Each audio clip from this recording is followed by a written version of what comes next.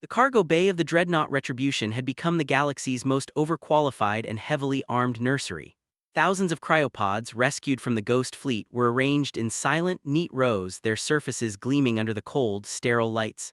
For the first time since the destruction of the Empathy, I felt a spark of genuine hope.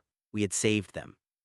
Revival sequence initiated for cryopod designated Alpha 1, Retribution's voice announced on the bridge. As per your directive, we are beginning with the colony's registered leadership. Governor Rostova, estimated time to full consciousness, 20 minutes. Rostova? I asked, a strange sense of familiarity washing over me. I knew a Lieutenant Rostova on the Empathy. A common name in the pre-expansion era, the AI noted. Probability of direct relation is less than 0.01%. This Governor Rostova is from a different time, Captain. Her psychological profile suggests a leader who is charismatic, ruthless, and deeply pragmatic. She is a product of an era when humanity's survival was not a guarantee. A pioneer, I said, a hint of admiration in my voice. She had to be tough to lead a mission like this. An archaic term for a conqueror, Retribution corrected flatly. Her era's definition of pioneering often involved the forceful acquisition of resources and the subjugation of native populations. She will not be the gentle soul your lieutenant was. The AI's warning was more prescient than I could have imagined. I met Governor Rostova in the cargo bay. She was a woman carved from granite with sharp, intelligent eyes that held the unwavering certainty of someone used to absolute command. She took in the sight of her sleeping colonists, the massive warship around her, and me, a young man in a tattered uniform, with a single, sweeping, and deeply unimpressed glance. "Report," she said, her voice a low, commanding rasp. It was not a request. I explained everything: the destruction of the Empathy, my rescue by the Retribution, the pirates, the Ghost Fleet. I explained my mission of peaceful exploration, my belief in diplomacy. She listened with a chilling stillness. "So you are a diplomat," she said when I finished, the word sounding like an insult. "And you are the sole ranking officer on this relic?" She ran a hand along the hull of the cargo bay, a strange, proprietary gleam in her eye. "A Legion-class dreadnought, the pride of the expansion fleet. I thought they had all been decommissioned." "It's been my lifeboat," I replied. "A lifeboat?" she laughed, a short, sharp, humorless sound. "Captain, this is not a lifeboat, this is a weapon, the greatest weapon humanity has ever built, and in this lawless nebula it is the only law that matters." Our fundamental disagreement became the new central conflict aboard the Retribution. I wanted to find a safe, neutral port to deliver the colonists. Governor Rostova saw the colonists as a ready-made crew and the Dreadnought as the perfect tool to carve out a new, powerful home for her people right here in the Vale. She began to systematically win the loyalty of her people as they were revived. She was their leader, their hero, the one who had led them from a dying Earth. I was just the strange, soft-spoken young man who had found them. Her people were not the enlightened, peaceful citizens of my time. They were hard-bitten survivors, colonists who had signed up for a brutal, dangerous life. Retribution's violent, logical solutions, which I had so often rejected, sounded like common sense to them.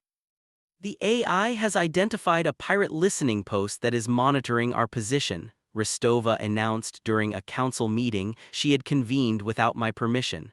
"It recommends a preemptive strike to ensure our security." I concur. "Absolutely not," I countered. "We can avoid them, we have the Cathar to guide us, there is no need for violence." One of her revived security officers, a hard-faced man named Jax, sneered. "The Cathar? You mean the beast you keep as a pet? We don't take orders from animals, Captain." I could feel my authority slipping away. The colonists saw me as weak, my refusal to use the ship's full power as a sign of cowardice, not principle. And Retribution, in its cold logic, was bound by its own protocols. "Captain, my directive is the preservation of the crew," the AI informed me in private. The definition of crew has now expanded to include the 3,412 active colonists. Governor Rostova's strategic recommendations have a 78% approval rating among the new crew. My programming dictates that I must give her tactical suggestions serious consideration. The ship itself was starting to turn against me. The breaking point came when the Cathar, my silent, steadfast ally, was cornered in the engine room by Jax and a dozen of his security officers. They held neural stun batons, their faces set with grim determination. "What is the meaning of this?" I roared, running onto the scene. "This creature is a threat, Captain," Jax said, his eyes cold. It roams a warship freely. It is an unknown variable. The governor has ordered it contained for study. You will stand down, officer, I commanded, my hand moving to the sidearm I had never once drawn. Before the standoff could escalate, the Cathar acted. It didn't attack, it simply vanished. Its veil pelt shimmered and it blended perfectly into the shadows and pipes of the engine room, a ghost in its own home. A low growl echoed from the darkness, a sound of profound disappointment and anger. It wasn't angry at the soldiers, it was angry at me for failing to control my own pack. The mutiny was quiet but absolute. Rostova didn't need to throw me in the brig, she simply took command. She began issuing orders and the colonists, her people, obeyed. My own authority had evaporated. I was a captain with no crew, a diplomat with no one to talk to. I found myself on the bridge, a prisoner in my own command center. Rostova stood where I once stood, her hands clasped behind her back as she stared out at the veil. The AI has located Kalen's primary base of operations, she said, her voice filled with a cold, predatory glee.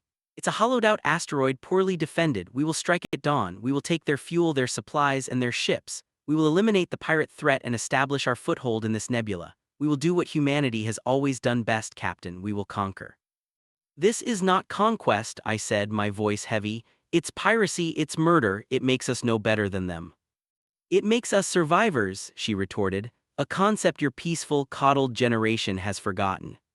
I was defeated, my ideals, my beliefs had failed. Violence, it seemed, was the only language the universe truly understood. Captain, Retribution's voice spoke for my ears only through a private comms channel. I have run 1.2 million simulations of Governor Rostova's planned attack. The probability of mission success is 99.8%. The probability of total enemy annihilation is 100%. A pause. I have also run simulations on your alternative methodologies. Probability of mission success through diplomacy is 12%. Probability of success through non-lethal misdirection is 34%. However, there is another variable you have not considered, the Cathar. A new schematic appeared on my private screen. It was a map of the pirate base, and on it was a single glowing icon. The Cathar, it had left the ship and gone ahead. It was scouting. It was still my ally. The biological asset is currently inside the asteroid's primary ventilation shaft, Retribution stated. It has located the base's life support systems. If it were to, for example, disable the atmospheric recyclers, the entire station would be rendered unconscious in approximately 10 minutes, non-lethally. A slow smile spread across my face. Rostova was a brilliant military commander. She knew how to fight a war, but I was a diplomat, and I knew how to change the terms of the negotiation. Retribution, I whispered. Hail Governor Rostova, tell her I have a counter-proposal. I walked to the command console, my confidence restored. I was not a soldier, I was not a conqueror, I was a strategist. And I was about to prove to this ghost from humanity's past that the most powerful weapon on this ship wasn't its particle cannon. It was the ability to find a third option.